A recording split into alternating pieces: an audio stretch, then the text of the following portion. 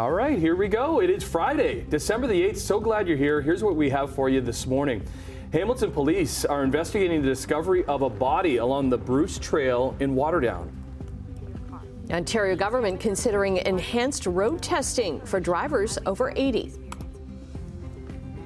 And Dwayne "The Rock" Johnson is considering a presidential run?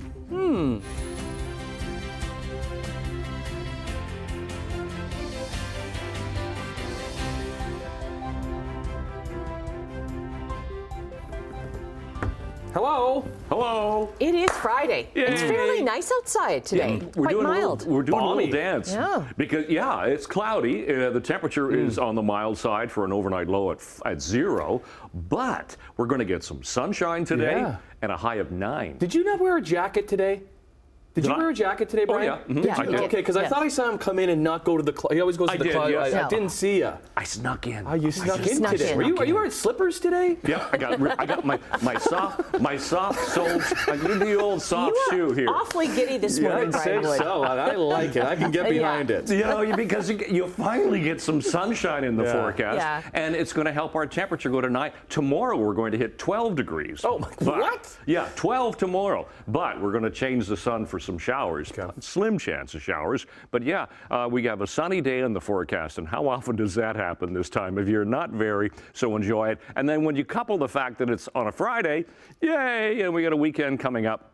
And the forecast is looking pretty good for the day today. We'll talk about that coming up. Checking traffic this morning, not a lot to see. It's Friday. Volume's usually pretty light. 403 Waterdown Road looks good at the moment. We'll just check a few MTO traffic cameras, give you an overview. Here's the QEW at Centennial Parkway. So Toronto bound out of Stony Creek heading toward the Skyway. Those are the vehicles heading away from us.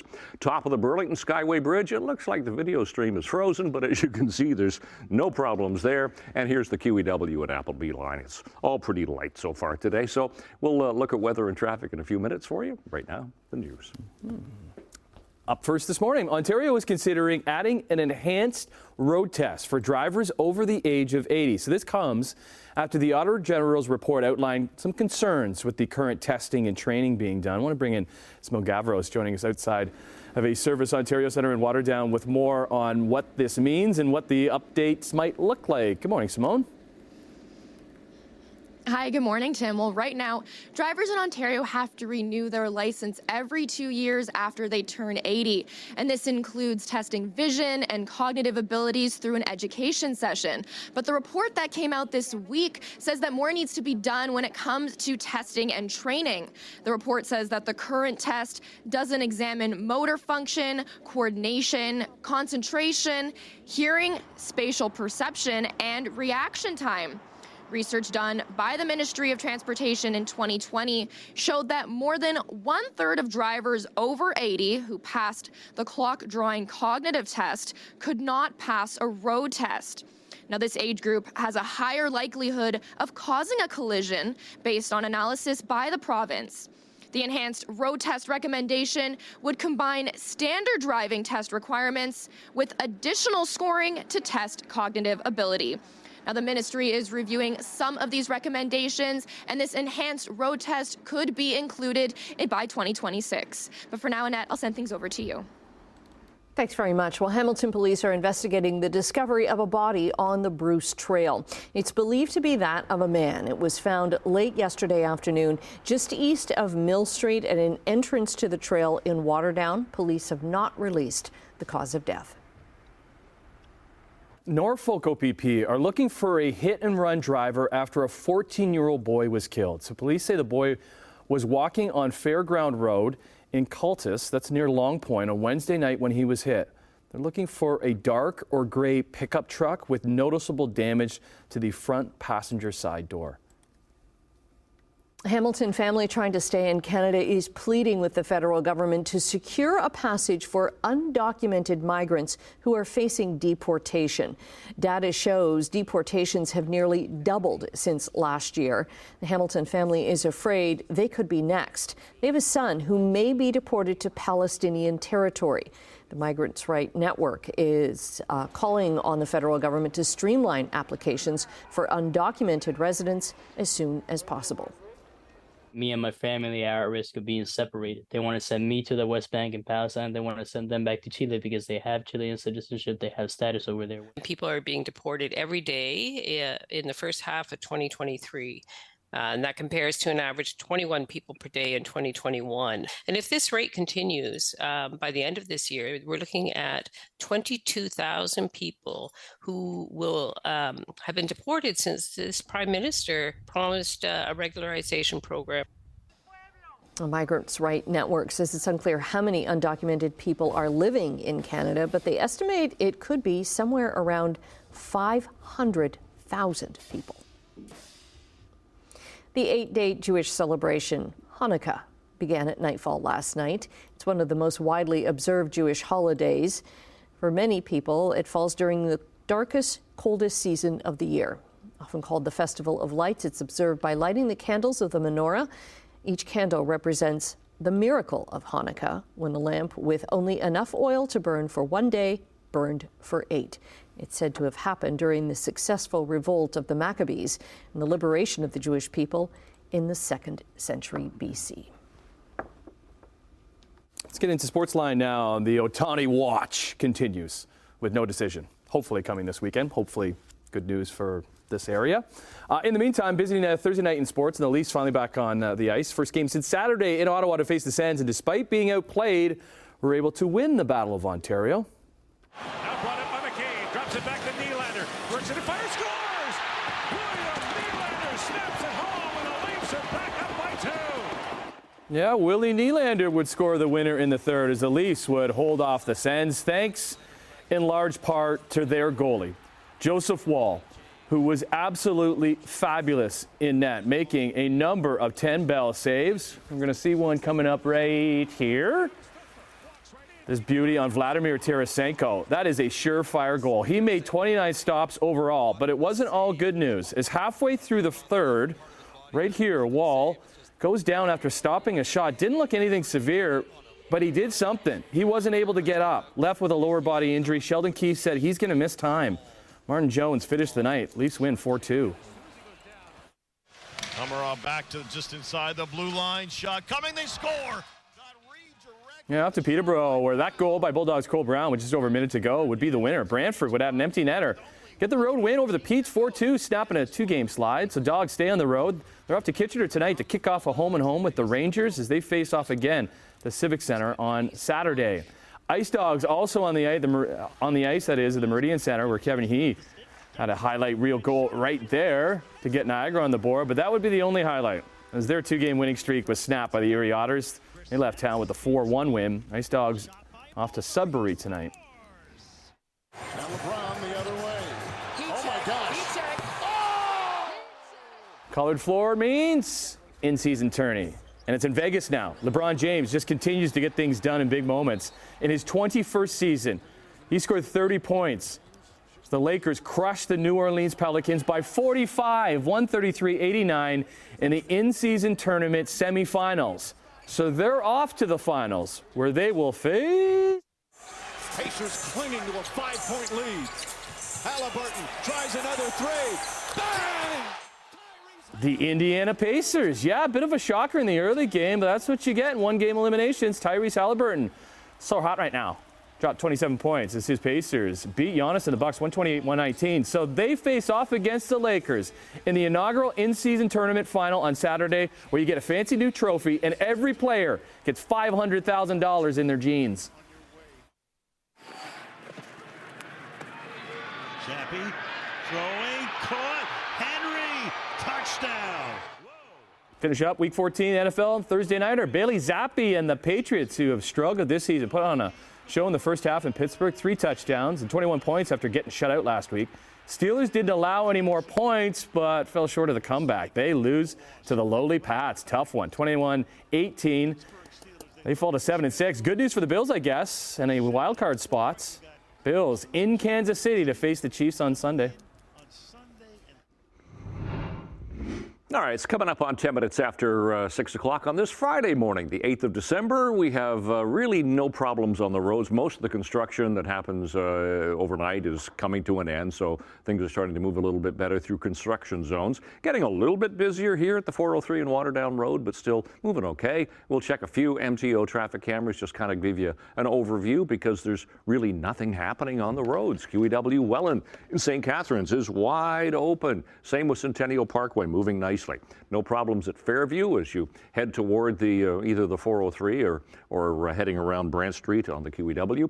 Ford plant looks good, and we'll dip into the Mississauga area. 427 Gardner QEW combination. Looks like the roads are a little slick. You can see the shine on the highway. That's because the relative humidity at the moment is 100%. We haven't had any precipitation really. It's just that high humidity, and that's causing a little bit of a mist in the atmosphere. So let's check the temperature that we have at the moment. The temperature has just gone up a degree. We're now sitting at +1. It is a mainly cloudy start to the day. Winds are light, but there's that relative humidity this morning up at 100%. That's what's giving it. There's some areas that are getting a little bit of fog actually.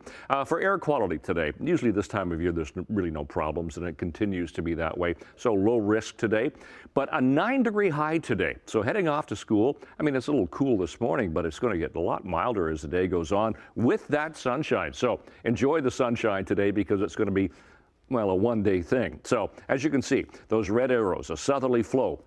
And that's what's helping to bring in the milder temperatures, the warm front going through. We're going to get some cloud cover rolling in later today, tonight, and chance of showers tomorrow. But then look at what comes in for Sunday. It looks like Sunday is going to be a much wetter day. So today, enjoy the sun. Look at these temperatures, 8 and 9 degrees, 7 in some areas, but that's way above seasonal for this time of year. Tonight, it's mainly cloudy sky. Temperatures stay mild, 5 degrees to 4 in some areas, so quite a nice overnight. And then tomorrow, the temperatures spike up, even 10, 11, 12 degrees tomorrow, but there's that chance. It's a slim chance, 30% chance of showers for the day tomorrow. So out the door, 8th of December, it is mostly cloudy. We're on the mild side to start the day at +1. Long range coming up at 10. There must be artificial grass. That grass is looking pretty green. It's really green for December. It's like December. your grass. Yeah, right. Oh, that is true. Hey, How is it shiny at night? yeah, right. Good morning, Emily Vukovic. Good morning. I forgot you had artificial turf as your lawn. Yeah, so That's so smart. we had it's it. Brilliant. Well, we just have a little area in the backyard, and we had it when we had Elfie, our dog, because he was going to the bathroom and he was always ruining the grass. So we put this little piece of grass in that's still there, but it does look weird in December. Oh, yeah. Because it's like brilliant green. You know what I mean? One of my neighbors does have it on their front lawn, and yes, it does look the front yard, because then everybody can see it on the front yard. And it's like the full front yard. Oh, wow. But you know need what? to get like fake snow and put over it, like roll it out. Right? Instead of rolling out the red carpet, roll out the white one. Okay, coming up in Chit Chat, The Rock might be running for president. Interesting. Really? I know. Well, he's certainly not the first actor to do so we'll chat about that. Okay. We'll see you at the couch. I'll At a be red there. couch in a little bit. After the break, though, Canada has released the details on its new emissions cap for the oil and gas sector. That and other business news in 2 minutes. 45% reduction across the economy by 2030.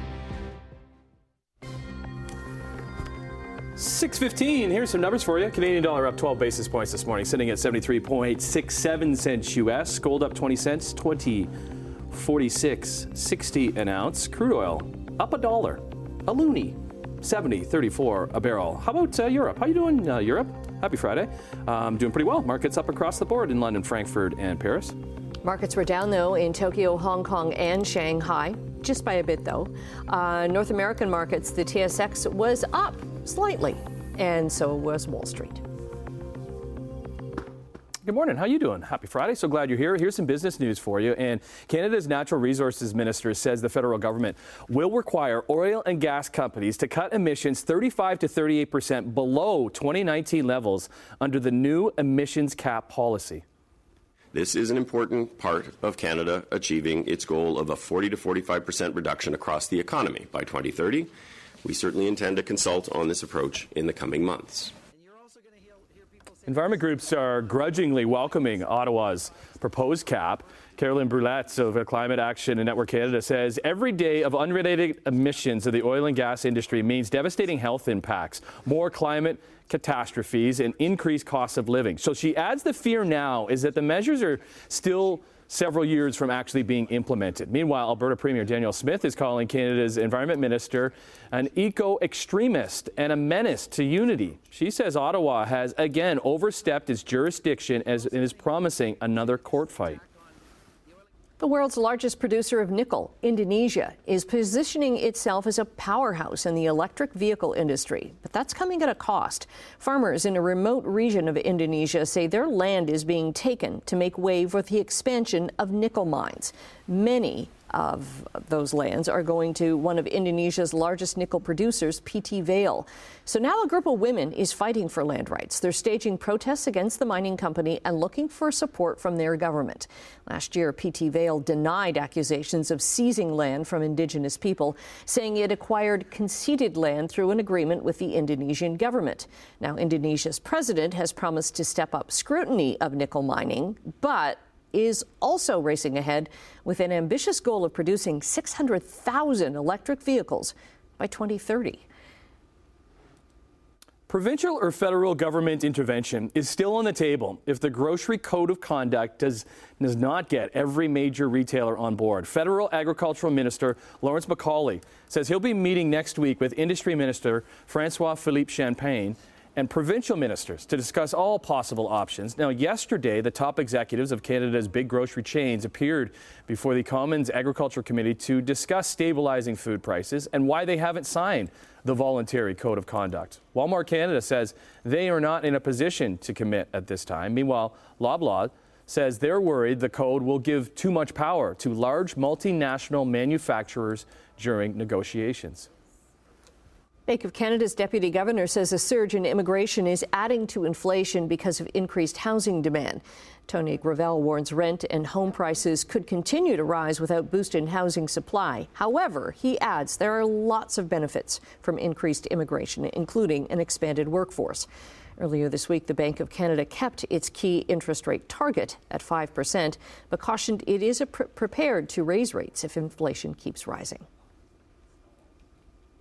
Let's finish with this one. A Spanx distribution center near Atlanta is on the front line of more than just shapewear. Over the past week, it introduced a brand new co-worker to the warehouse floor. It's so new that it's the first of its kind in the world.